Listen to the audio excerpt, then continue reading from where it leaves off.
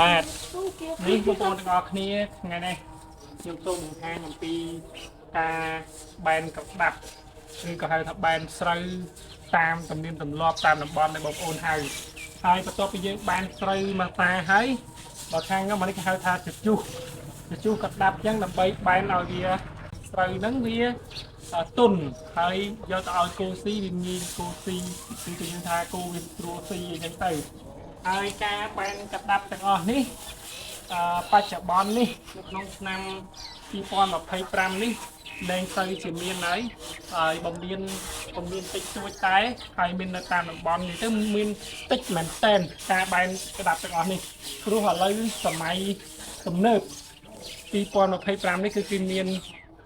ឧបករណ៍ឬក៏ហៅថាម៉ាស៊ីនច្រូតហ្នឹងគឺមានសឹងតែគ្រប់ខេត្តតែម្ដងអញ្ចឹងការប្រើបែបលក្ខណៈថាបែនចេះវាមិនសូវមានទេប៉ុន្តែគាត់ថាពេលខ្លះបងប្អូនយើងដែលគាត់ធ្វើស្រែធ្វើស្រូវបន្តិចបន្តួច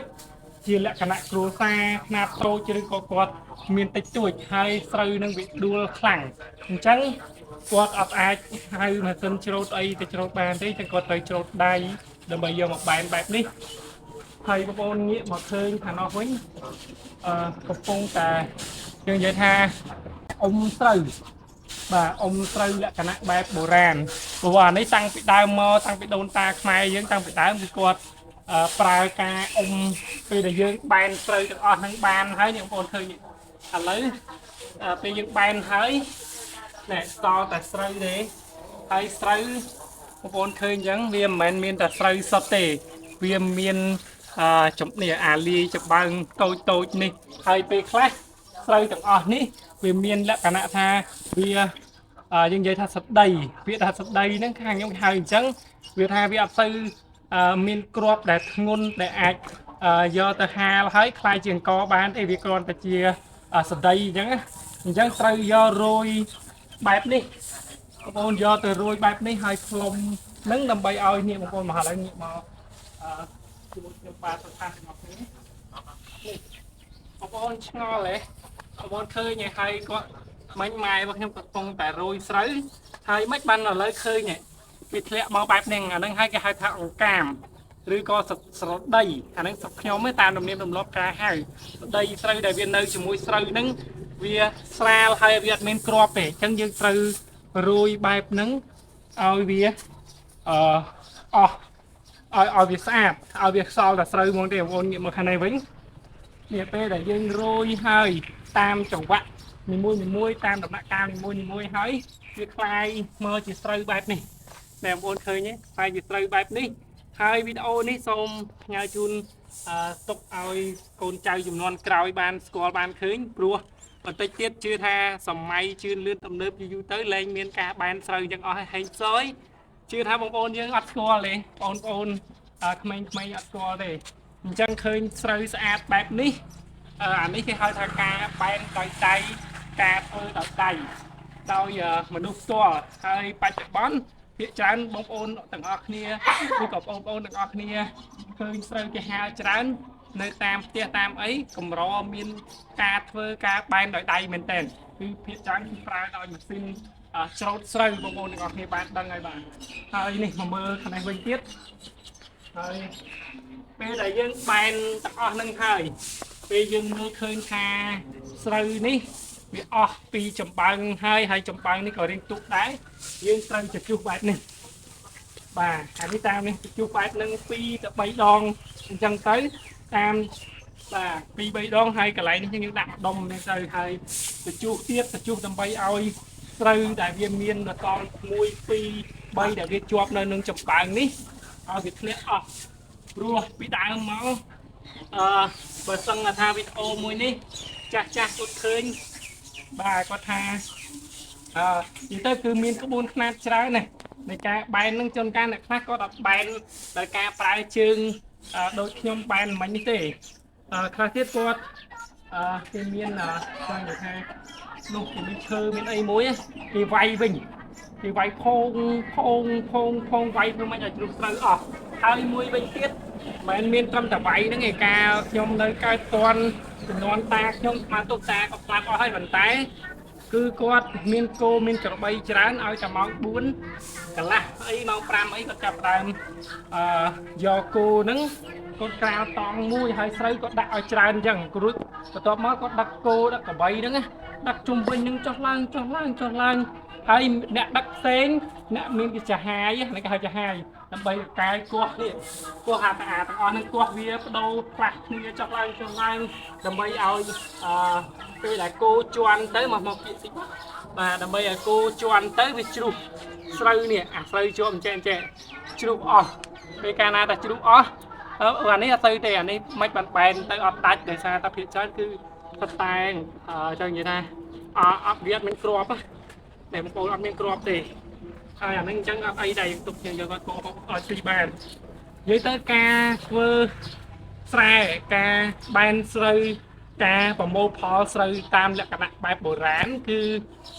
សង្កត់ថាច្រើនប្រភេទមែនទែនតាមតំបន់តាម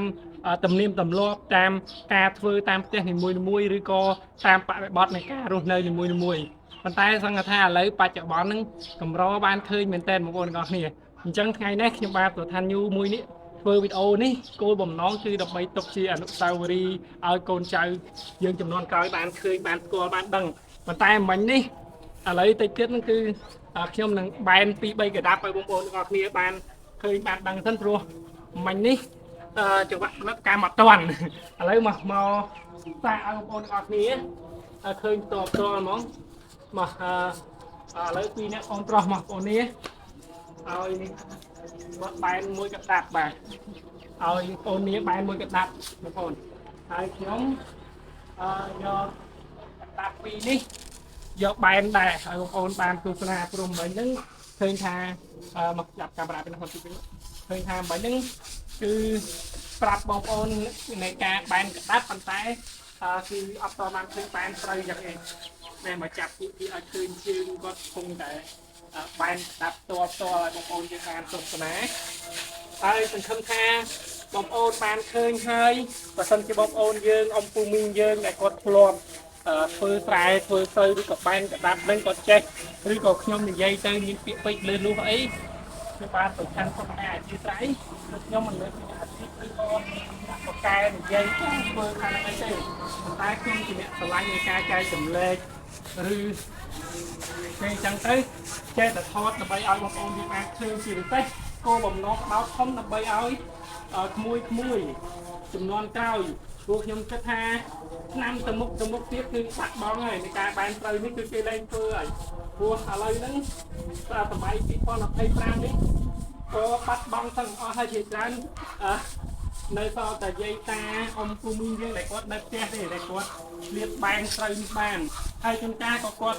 ខាងឥឡូវគេទំនើបសម័យគេជឿនលឿនហើយចំណាយលុយបន្តិចបន្តួចទៅជួលគេច្រូតហ្មងគួរច្រូត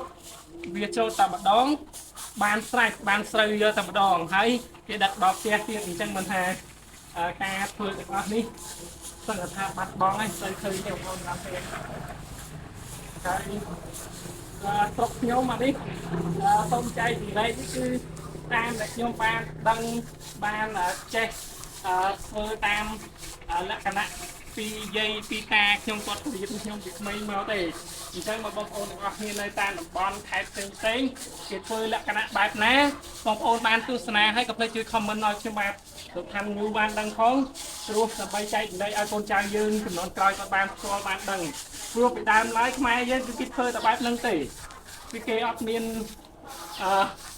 គេអត់មានឧបករណ៍ទំនើបដូចឥឡូវណាហើយយាយខ្ញុំពេលឲ្យអលាស់អញ្ចឹងឲ្យគាត់ឲ្យកាច់កអចេះគាត់ឲ្យជីញនេះរៀងចេះមកគាត់ឲ្យកាច់កអញ្ចឹងគាត់ឲ្យអលាស់អញ្ចឹងហើយគាត់ឲ្យខ្ញុំចាប់ចេះហើយទៅជួបបែបអញ្ចឹងបងប្អូនបាទគឺហើយអានេះគាត់ធ្វើអញ្ចឹងដូចគ្នាខ្ញុំអត់ដឹងថាគាត់ធ្វើអញ្ចឹងដើម្បីអីពេលខ្លះដើម្បីតែខ្ញុំចេះបែបអញ្ចឹងខ្លះមែនក៏ប៉ុន្តែខ្ញុំអត់ដឹងនៃការធ្វើហ្នឹងដើម្បីអីទូមួយវាថាគេកាច់កមកអញ្ចឹងប៉ុន្តែមកខ្ញុំដឹងខ្ញុំគិតថាកាច់កអញ្ចឹងដើម្បីឲ្យវាជ្រុះស្រូវនៅក្រៅខាងក្រោមហ្នឹងប៉ុន្តែគាត់ថាខ្ញុំអានេះតាមអ្វីដែលខ្ញុំដឹងអញ្ចឹងមិនថាការធ្វើទាំងអស់នេះការបែនកដាប់ទាំងអស់នេះគឺមកអូនឯងយកអានោះឲ្យបងជូតដាក់នេះមកបាទ គឺមានបងប្អូនយើងគាត់ចេះខ្លាយផ្សេងៗគ្នាអញ្ចឹងសូមកុំប្រកាន់ដល់ទៅខ្ញុំនិយាយប្រើពាក្យពេចន៍លើលុះអីកុំប្រកាន់បាទតែទាំងអស់នេះគឺចង់ចែករំលែកព្រោះមិនងាយទេបងប្អូនគ្នាអានេះគេហៅថាការបែនកដាប់នៅបច្ចៈអូនក្មួយគេហៅថាការបែនកដាប់បែបលក្ខណៈប្រើដៃប្រើជើងលក្ខណៈបែបបុរាណអានេះស្បែកពីដើមឡើយគឺអញ្ចឹងបាទការធ្វើទាំងអស់ហ្នឹងគឺចឹងអត់មានម៉ាស៊ីនមានឧបករណ៍ទំនើបដូចសពថ្ងៃទេអញ្ចឹងបាទឥឡូវថ្ងៃនេះតែប៉ុណ្ណឹងសិនចុះហើយនេះមូល